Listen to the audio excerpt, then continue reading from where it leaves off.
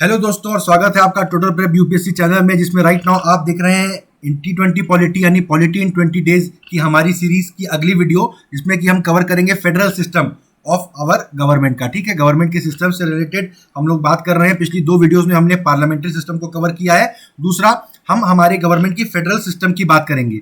हमारे देश में जो सरकार का संघीय ढांचा है हम उसकी बात करेंगे। ये बहुत ही महत्वपूर्ण फीचर है हमारे कॉन्स्टिट्यूशन का, और इसीलिए वो हमारे यूपीएससी एग्जाम के लिहाज से भी बहुत इंपॉर्टेंट एक चैप्टर हो जाता है। ठीक है, सबसे पहले आप मुझे ये बताइए कि फेडरल सिस्टम जो हमारे गवर्नमेंट का है वो हमने कौन से देश से या कहाँ से इनहेरिट किया है। हमारे संविधान में संघीय ढांचा कहाँ से इनहेरिट हमने किया है, ये आप मुझे कमेंट सेक्शन में लिख के जरूर से जरूर बताइए। इसके बाद ही हम आगे बढ़ेंगे। ठीक है, चलिए, मुझे उम्मीद है कि आपने कमेंट सेक्शन में कमेंट कर दिया होगा। अब हम चलते हैं हमारी वीडियो के अंदर में। देखिए, इसके पहले की वीडियोस अगर आपको चेक करनी है, मेरे चैनल में जाइए, T20 पॉलिटी की जो प्लेलिस्ट है उसको जरूर से जरूर आप चेक करिए। सारे चैप्टर्स आपको मिल जाएंगे। जो चैप्टर आपको लगता है कि मेरा उतना अच्छे से तैयार नहीं हुआ है, उसको जरूर से आप सुन सकते हैं। करंट अफेयर्स का रिविजन अगर आपको करना है तो मेरे यूपीएससी 2020 करंट अफेयर्स की जो प्लेलिस्ट है उसको भी आप चेकआउट कर सकते हैं। ठीक है, देखिए, पॉलिटिकल साइंटिस्ट जो हैं, राजनीति शास्त्री जो हैं, वो क्या करते हैं, गवर्नमेंट को यूनिटरी या फेडरल के बेसिस पे क्लासिफाई करते हैं। किस आधार पे? केंद्र और राज्य सरकारों के बीच में जो संबंध है वो किस तरह के हैं, इसके आधार पे आप किसी सरकार को यूनिटरी बोल सकते हैं या फेडरल बोल सकते हैं। ठीक है, बाय डेफिनेशन यूनिटरी गवर्नमेंट में सारे पावर नेशनल गवर्नमेंट के पास ही होते हैं, और रीजनल गवर्नमेंट अगर होती भी है तो वो नेशनल गवर्नमेंट की वजह से ही अपनी पूरी सत्ता डिराइव करती है। नेशनल गवर्नमेंट जो बोलेंगे वो स्टेट गवर्नमेंट करेगी। सलमान खान की एक फिल्म थी बंधन, उसमें सलमान खान कहते हैं जो जीजाजी बोलेंगे मैं करूंगा। ठीक है, तो यूनिटरी जो गवर्नमेंट होती है उसमें केंद्र सरकार वैसी, राज्य सरकार वैसे ही रहती है। प्रांतीय सरकार कहती है जो केंद्रीय सरकार बोलेगी हम करेंगे, उनकी अपनी अलग से कोई सत्ता या अस्तित्व नहीं रहता है। फेडरल गवर्नमेंट में जो संघीय गवर्नमेंट होती है, ऑन द अदर हैंड, उसमें आप देखेंगे कि जो पावर है वो डिस्ट्रीब्यूटेड होता है। नेशनल गवर्नमेंट और रीजनल गवर्नमेंट के बीच में बांटा गया होता है। किसके द्वारा? एक कॉन्स्टिट्यूशन के द्वारा। और दोनों अपने अपने एरिया में, अपने अपने जुरिस्डिक्शन में, अपने अपने न्याय क्षेत्र में इंडिपेंडेंटली काम करते हैं। ठीक है, Britain, France, Japan, China, Italy, Belgium, Norway, Sweden, Spain, ये सबके सब अपने have the unitary model of government. इन सबके मॉडल ऑफ गवर्नमेंट यूनिटरी हैं। ठीक है, जबकि US, Switzerland, Australia, Canada, Russia, Brazil, Argentina, उनके अपने फेडरल मॉडल ऑफ गवर्नमेंट होती है। फेडरल मॉडल में नेशनल गवर्नमेंट जो है, जो केंद्र सरकार है हमारा जिसको कहते हैं, उसको फेडरल गवर्नमेंट या संघीय गवर्नमेंट कहा जाता है या सेंट्रल गवर्नमेंट कहा जाता है। हमारे देश में भी सेंट्रल गवर्नमेंट कहा जाता है या यूनियन गवर्नमेंट भी कहा जाता है, जैसे हमारे देश में कहा जाता है। और जो प्रांतीय या क्षेत्रीय सरकार होती है उसको स्टेट गवर्नमेंट या प्रोविंशियल गवर्नमेंट कहा जाता है। ठीक है, फेडरल और यूनिटरी गवर्नमेंट के जो फीचर्स हैं उनको हम आपस में कंपेयर करते चलेंगे। देखिए, फेडरेशन जो टर्म है ये लैटिन शब्द फीडस से लिया गया है। इसका मतलब है ट्रीटी या अग्रीमेंट। बहुत इंपॉर्टेंट पॉइंट है ये। देखिए, फेडरेशन शब्द आया ही कहां से है? दो लोगों के या कई लोगों के आपस में एक तरह के अग्रीमेंट या यूं कहिए समझौते या सहमति से ये बात आई है। ठीक है, तो यानी बहुत सारी एंटिटीज आपस में जब समझौता करके आती हैं एक साथ, तब एक फेडरेशन बनता है। अब उस फेडरेशन की एक सरकार जो बनेगी वो तो अस्तित्व में आई ही इसीलिए है क्योंकि कई लोगों ने आपस में एक अग्रीमेंट किया है ना। अब वो सरकार इन सब लोगों पर नहीं कह सकती कि अब तुम हमारे हिसाब से चलोगे, है ना, इस शहर के नए कलेक्टर हम हैं, ऐसा आप नहीं कह सकते। भाई, आप तो अस्तित्व में ही इसलिए आए हैं क्योंकि ये सब लोग एक तरह से अग्रीमेंट करके आए थे। ठीक है, तो उसमें तो हर अलग अलग वर्ग, अलग अलग एंटिटी जिसने अग्रीमेंट करके ये फेडरेशन बनाया है, उसके अपने अपने अधिकार रहेंगे ही रहेंगे। कॉमन सेंस की बात है, इसलिए फेडरेशन में ऐसा होता है। जो फेडरेशन के यूनिट हैं उनको स्टेट्स बोला जाता है। जैसे यूएस में, स्विट्जरलैंड में उन्हें कैंटन्स कहा जाता है। ठीक है, कनाडा में उन्हें प्रोविंसेस या प्रांत कहा जाता है। रशिया में तो बाकायदा रिपब्लिक ही कह देते हैं, अलग अलग रिपब्लिक है रशिया में। कोई भी रशिया के राज्यों के नाम देखेगा तो कंफ्यूज हो जा सकता है कि यार देश के अंदर इतने सारे रिपब्लिक कैसे हैं। हम तो जानते हैं कि देश रिपब्लिक होता है और उसके राज्य अलग अलग जो वो भी अपने आप में रिपब्लिक का दर्जा रखते हैं।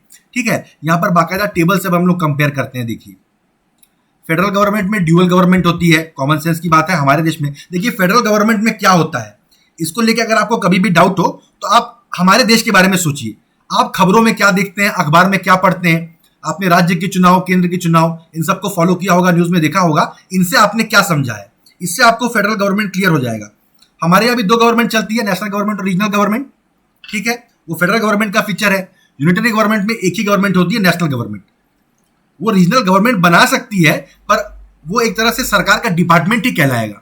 अपनी तरफ से एक इंडिपेंडेंट गवर्नमेंट नहीं है। फेडरल गवर्नमेंट में रिटन कॉन्स्टिट्यूशन होता है। क्यों?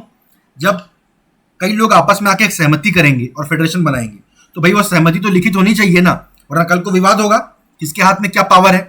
ठीक है, तो इसीलिए रिटन कॉन्स्टिट्यूशन होता है फेडरल गवर्नमेंट में। यूनिटरी गवर्नमेंट को जरूरत नहीं है एक रिटन कॉन्स्टिट्यूशन की, वो किन्हीं ऐतिहासिक कारणों से रिटन हो सकती है, जैसे कि फ्रांस में है, या ब्रिटेन में अनरिटन हो सकती है जैसे ब्रिटेन में है। ठीक है, डिवीजन ऑफ पावर जो है वो नेशनल और रीजनल गवर्नमेंट के बीच में बटा हुआ होता है बाकायदा। यूनिटरी गवर्नमेंट में कोई पावर बटा हुआ नहीं होता है, बांटने के लिए है ही कौन, एक ही आदमी है, नेशनल गवर्नमेंट, वो किससे अपनी पावर बांटेगा। ठीक है, फिर सुप्रीमेसी ऑफ द कॉन्स्टिट्यूशन चलता है फेडरल गवर्नमेंट में। क्यों?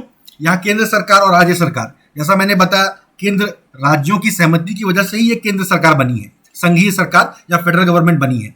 वो अब राज्यों से नहीं कह सकती कि हमारे हिसाब से चलो। ठीक है, राज्य तो दूसरे राज्य से नहीं कह सकते कि आप सब हमारे हिसाब से अब चलिए, है ना। राज्य सब मिलकर एक साथ संधि करने, एक अग्रीमेंट करने आए हैं, उनमें कौन सीनियर बनेगा? कोई नहीं। तो तय कैसे होगा किसकी बात कहां चलेगी? उसके लिए कॉन्स्टिट्यूशन कोई सुप्रीम मानना पड़ेगा। जो हमने अग्रीमेंट करके एक संविधान, एक नियम कायदे कानून की लिस्ट बनाई है, वही सुप्रीम है, सबको उसी के हिसाब से चलना पड़ेगा। ठीक है, जापान में, बाकी यूनिटरी गवर्नमेंट में देखिए, जापान में कॉन्स्टिट्यूशन सुप्रीम है, ब्रिटेन में नहीं है। ब्रिटेन में क्या सुप्रीम है, मुझे कमेंट सेक्शन में लिख के बताइए। ठीक है, पांचवा है रिजिड कॉन्स्टिट्यूशन। तो रिजिड कॉन्स्टिट्यूशन, एक कॉन्स्टिट्यूशन को चेंज करना उतना आसान नहीं है। किसमें? फेडरल गवर्नमेंट में, संघीय सरकार में। क्यों? क्योंकि आप देख रहे हैं कॉन्स्टिट्यूशन को सुप्रीम माना गया है। कई लोगों का अग्रीमेंट इसी कॉन्स्टिट्यूशन के आधार पे हुआ है। अब इसमें रोजमर्रा अगर आप बदलाव करोगे तो जो लोग ओरिजिनल अग्रीमेंट पे आए थे वो कहेंगे कि भाई इस बदले हुए हिसाब से तो हमने नई सरकार बनाई थी, इस हिसाब से तो हम लोगों के साथ अग्रीमेंट में नहीं आए थे, हमारा अग्रीमेंट कुछ और था, उसको आपने कैसे बदल दिया। ठीक है, तो वहां रोज रोज आप कॉन्स्टिट्यूशन को बदल नहीं सकते हैं। बाकी जहां यूनिटरी गवर्नमेंट है, अपने हिसाब से वहां कॉन्स्टिट्यूशन रिजिड हो सकती है, फ्रांस में या ब्रिटेन में जैसे फ्लेक्सिबल है। ब्रिटेन में तो रिटन ही नहीं है, जो चीज लिखित ही नहीं है वो तो फ्लेक्सिबल है ही है। ठीक है, छठवां है इंडिपेंडेंट जुडिशरी होती है फेडरल गवर्नमेंट में। क्यों इंडिपेंडेंट होती है? क्योंकि जब फेडरल गवर्नमेंट में दो राज्यों के बीच में मतभेद हो ही सकता है, या राज्य सरकार और केंद्र सरकार के बीच में, संघीय सरकार के बीच में मतभेद हो सकता है, तो रेफरी कौन बनेगा? किसी को तो फैसला करना पड़ेगा, पंचायत कहां बैठेगी? तो उसके लिए जुडिशरी ही एक रास्ता बचता है, अदालतें रास्ता बचती हैं। अब अगर अदालत पूरी जज अपनी नियुक्ति के लिए केंद्र सरकार पर निर्भर हो, या हाईकोर्ट के जज अपनी नियुक्ति के लिए राज्य सरकार पर निर्भर हो, तब तो राज्य सरकार का हुक्म बजाएंगे हाईकोर्ट, और सुप्रीम कोर्ट केंद्र सरकार का हुक्म बजाएगी। ऐसे में फैसले कैसे निष्पक्ष होंगे? नहीं हो पाएंगे। तो इसलिए संघीय सरकार में लोगों के बीच में मतभेद का एक न्यूट्रल डिसीजन हो, एक न्यूट्रल रेफरी हो, उसके लिए जुडिशरी को इंडिपेंडेंट होना अनिवार्य है।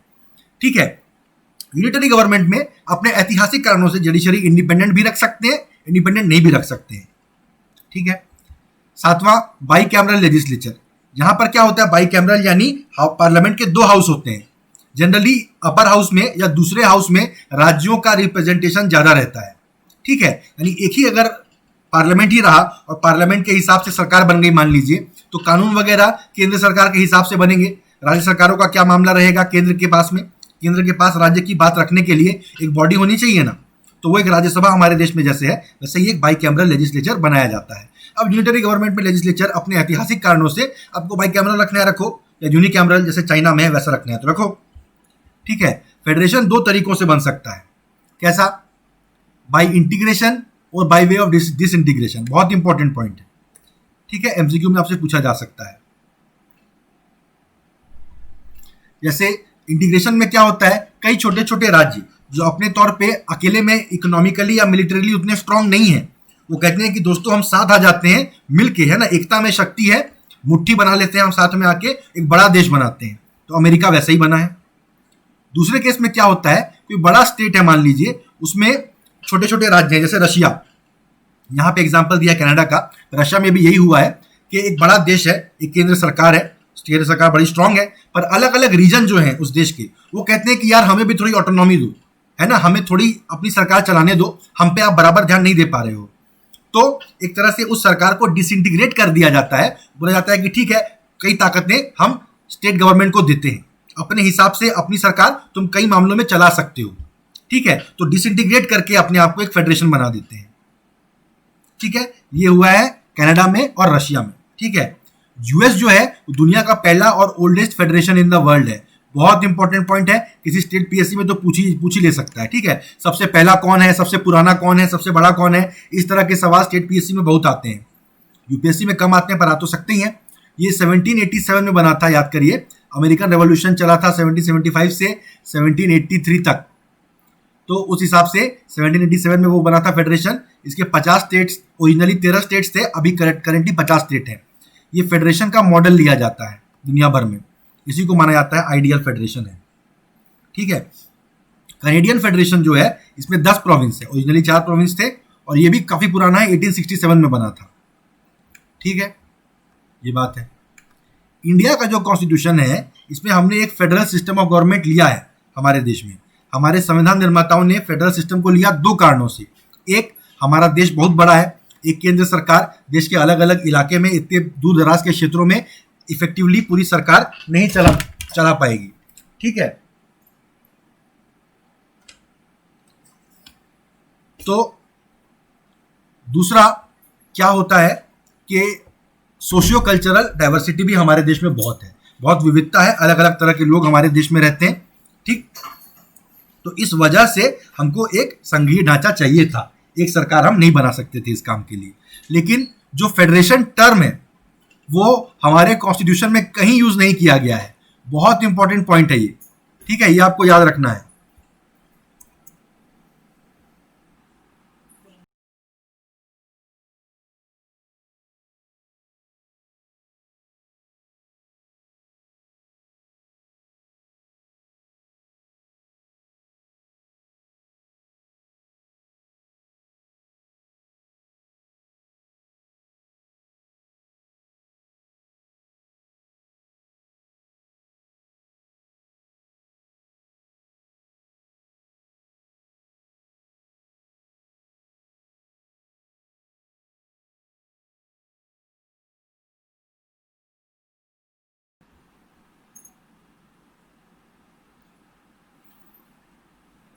ठीक है, 1 मिनट के लिए मेरा लैपटॉप हैंग हो गया था।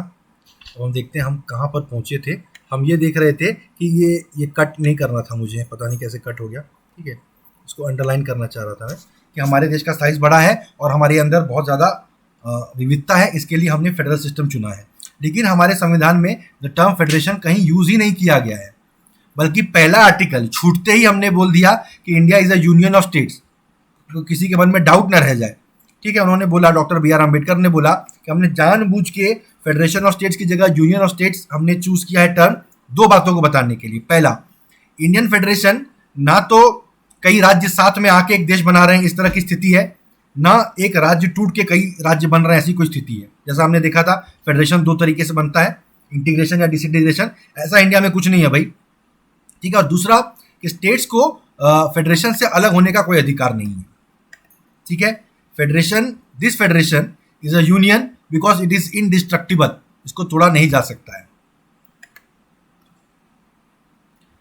इंडियन फेडरल सिस्टम जो है वो कैनेडियन मॉडल पर आधारित है, ठीक है। ये मैंने पूछा था से आके आंसर में लिख के बताओ फेडरेशन कहाँ से लिया है हमने, तो हमने लिया है कनाडा से, ठीक है। अमेरिकन मॉडल पर आधारित नहीं है, कैनेडियन मॉडल पर आधारित है। कैनेडियन मॉडल अमेरिकन मॉडल से कुछ मामलों में फंडामेंटली डिफरेंट है। क्या करता है, ये बहुत ही स्ट्रॉन्ग सेंटर स्टैब्लिश करता है कैनेडियन मॉडल। इंडिया में भी वैसा ही हो रहा है, ठीक है। इंडियन फेडरेशन कैनेडियन फेडरेशन को कैसे रिजेंबल करता है, वन इन दैट्स फॉर्मेशन, जैसे डिसइंटीग्रेशन के जरिए ये फेडरेशन बनी है, ठीक है। कनाडा भी जो है वो अपने आप को यूनियन ही कहता है, हम भी अपने आप को यूनियन ही कहते हैं, हम यूनियन टर्म ज़्यादा प्रेफर करते हैं, ठीक है। और इसकी एक सेंट्रलाइजिंग टेंडेंसी है, ठीक है। सेंटर और स्टेट में पावर बांटे हुए हैं, पर ज़्यादा पावर सेंटर में बांटा है। पावर बांटे हैं पर बराबर बराबर आधे आधे नहीं बांटे हैं, ठीक है। अब हमारे संविधान के फेडरल फीचर्स क्या क्या है, बहुत ही यूपीएससी का फेवरेट क्वेश्चन है ये। Which of the following are federal features, which of the following are unitary features, याद रखिए, ठीक है। ड्यूअल पॉलिटी जो हमारे देश की है, 2 सरकारें चलती हैं, 2 राज व्यवस्था चलती है, यूनियन की और स्टेट्स की, ठीक है। यूनियन सेंटर में है और स्टेट पेरीफेरी में है, बहुत अच्छा इसको बताया गया है। हमारे देश की सरकार का जो एकदम केंद्र है, एकदम इंपॉर्टेंट जो है वो केंद्र सरकार है, बाकी साइड में इसके चारों तरफ स्टेट्स की सरकारें भी हैं, ठीक है। पेरीफेरी में स्टेट गवर्नमेंट है, इसलिए यूनियन गवर्नमेंट को सेंट्रल गवर्नमेंट कहा जाता है। हर को अपने अपने कुछ सोवरेन पावर्स हैं, अपने अपने फील्ड असाइन कर दिए गए हैं संविधान द्वारा। फिर जो राष्ट्रीय महत्व के मुद्दे हैं, defence, foreign affairs, currency, communication, ये सब केंद्र सरकार देखती है। और स्टेट गवर्नमेंट जो है लोकल इंपॉर्टेंस के मुद्दे जैसे public order, law and order, खेती, हेल्थ, लोकल गवर्नमेंट, ये सब देखती है। ठीक है, तो ड्यूअल पॉलिटी हमारे देश के फेडरेशन का एक, हमारे संविधान का एक फेडरल फीचर है। दूसरा, रिटन कॉन्स्टिट्यूशन। हमने देखा टेबल में कि रिटन कॉन्स्टिट्यूशन जो है वो फेडरल गवर्नमेंट का फीचर होता है। क्यों, मैंने कारण आपको बता दिए कि पावर जब बटी है फेडरेशन के कॉन्स्टिट्यूएंट्स में, तो लिखित में होना चाहिए क्या क्या पावर कैसे कैसे बटी है। ठीक है, हमारा कॉन्स्टिट्यूशन सिर्फ एक रिटन डॉक्यूमेंट नहीं है, it is the lengthiest constitution of the world. याद रखने की बात है, ओरिजिनली इसमें इतने आर्टिकल्स थे, अभी बढ़ के इतने आर्टिकल्स हो गए हैं, ये बात हम कई बार कर चुके हैं। इसमें सब structure, organisation, powers and functions of both the central and state government mention किया जाता है और उनकी लिमिट्स भी मेंशन किए जाते हैं। इसको एकदम डिटेल में लिखा गया है, लॉयर्स ने मिलकर लिखा है, एकदम लॉयर्स की लैंग्वेज में, कोई मिसअंडरस्टैंडिंग और डिसएग्रीमेंट ना होने पाए। तीसरा है डिवीजन ऑफ पावर। पावर बांट दिए सेंटर और स्टेट्स में, कैसे, यूनियन लिस्ट, स्टेट लिस्ट और कॉन्करेंट लिस्ट बना के उसको 7th शेड्यूल में डाल दिया है। बार बार मैं कहता हूं, हर सीरियस यूपीएससी एस्पिरेंट को मुंह ज़बानी याद होना चाहिए कौन से शेड्यूल में क्या चीज़ मेंशन है। ठीक है, यूनियन लिस्ट में 98 सब्जेक्ट है, स्टेट लिस्ट में 59 सब्जेक्ट है और कंकरेंट लिस्ट में 52 सब्जेक्ट्स हैं। ठीक है, अपने अपने रीजन में जो कंकरेंट लिस्ट है, कंकरेंट यानी जो कॉमन है दोनों के बीच में, तो सेंटर और स्टेट दोनों कानून बना सकते हैं कंकरेंट लिस्ट में, लेकिन अगर कॉन्फ्लिक्ट हुआ तो जो सेंट्रल लॉ है वो प्रिवेल करेगा। ठीक है, यानी अगर केंद्र सरकार ने कोई कानून बनाया है कंकरेंट लिस्ट के मुद्दे पर, और आप देख रहे हैं कि कई राज्य सरकारों ने भी इस मुद्दे पे कानून बनाए हुए हैं, तो केंद्र का सरकार का कानून माना जाएगा, इस पे राज्य सरकारों का कानून नहीं माना जाएगा। क्यों, ये कॉमन सब्जेक्ट की बात है, यहाँ पे केंद्र को इंपॉर्टेंस दी जाएगी। ठीक है, रेसिड्यूरी सब्जेक्ट्स जो है, जो कहीं मेंशन नहीं किए गए हैं, ये सेंटर को दे दिए गए हैं। इसमें कनाडा में, मैं पूरा श्योर नहीं हूँ, एक बार चेक कर लेना, पर मेरा ख्याल है कि कनाडा में जो रेसिड्यूरी सब्जेक्ट्स हैं वो स्टेट्स को दे दिए गए हैं। ये एक बहुत इंपॉर्टेंट डिफरेंस है कनाडा और हमारे फेडरेशन में। बाकी हमारे यहाँ जो रेसिड्यूरी सब्जेक्ट्स हैं वो सेंटर को दे दिए गए हैं। अगर कोई भूल गए, मान लीजिए कोई टॉपिक किसी लिस्ट में डालना कहीं नहीं है, तो अल्टीमेटली उस पर फैसला कौन कर सकता है, सेंट्रल गवर्नमेंट ही कर सकती है। Supremacy of the constitution, constitution he supreme है। क्यों, क्योंकि कई लोगों के अग्रीमेंट से एक फेडरेशन बनता है, पावर आपने बांटा है कॉन्स्टिट्यूशन के तहत, अब केंद्र सरकार या कोई भी उसको चेंज नहीं कर सकता है, वरना हमारा अग्रीमेंट ही चेंज हो गया तो फिर क्या मतलब है। इसलिए कॉन्स्टिट्यूशन सुप्रीम है, ये बात एक फेडरल प्रोविजन है। रिजिड कॉन्स्टिट्यूशन, अगेन सुप्रीमेसी है और रिजिड है, बार बार चेंज कर दिए, फिर उसको सुप्रीम रखने का क्या मतलब है ना। तो constitution is rigid to the extent that those provisions which are concerned with the federal structure, जो फेडरल स्ट्रक्चर से संबंधित जो भी प्रोविजन है उसको सेंटर और स्टेट गवर्नमेंट के जॉइंट एक्शन से ही चेंज किया जा सकता है। यानी पार्लियामेंट की भी स्पेशल मेजोरिटी लगती है और half of the state legislatures का अप्रूवल लगता है। ठीक है, मेरे वीडियोस में कई बार मैं बता चुका हूं स्पेशल मेजोरिटी, कॉमन मेजोरिटी वगैरह ये सब क्या है। इंडिपेंडेंट जुडिशियरी टेबल जब हम लोग देख रहे थे, हमने इस पे बात की थी। इंडिपेंडेंट जुडिशियरी हमको चाहिए ताकि सेंटर और स्टेट के बीच में पावर हमने बांटी है, फेडरल सिस्टम है, तो इसमें एक रेफरी चाहिए जो न्यूट्रल हो, जो डिस्प्यूट उठने पे एक न्यूट्रल फैसला दे सके। इसलिए जुडिशरी को इंडिपेंडेंट रखना हमारे लिए इंपॉर्टेंट है। सातवां, बाइकैमरलिज्म, ये भी हम बात कर चुके हैं कि 2 लेजिस्लेचर हमने रखे हैं, 2 हाउसेस रखे हैं लेजिस्लेचर के। राज्यसभा जो है वो स्टेट्स को रिप्रेजेंट करती है, नाम से ही समझ में आ रहा है राज्यसभा है। ठीक है, लोकसभा पूरे देश के लोगों को एज अ होल रिप्रेजेंट करती है। ठीक है, फेडरल इक्विलिब्रियम बनाए रखने के लिए केंद्र सरकार के पास सारी ताकतें न हो, वो स्टेट्स के इंटरेस्ट का भी ध्यान रखे, तो उसके लिए राज्यसभा हमने बनाई है। ठीक है, तो इस वीडियो में हम यहीं तक रहेंगे। अगली वीडियो में हम देखेंगे कॉन्स्टिट्यूशन के यूनिटरी फीचर्स क्या हैं और इस चैप्टर पे बाकी चलेंगे। छोटी वीडियोस में बना रहा हूं ताकि डिटेल में हम डीप में घुस सकें। ठीक है, बहुत ही इंपॉर्टेंट है, बहुत ज्यादा इससे क्वेश्चन इन सेक्शन से पूछे जाते हैं यूपीएससी में। और मेरी वीडियो अगर आपने सुन ली है ध्यान से, तो आपको अलग से रिवाइज करने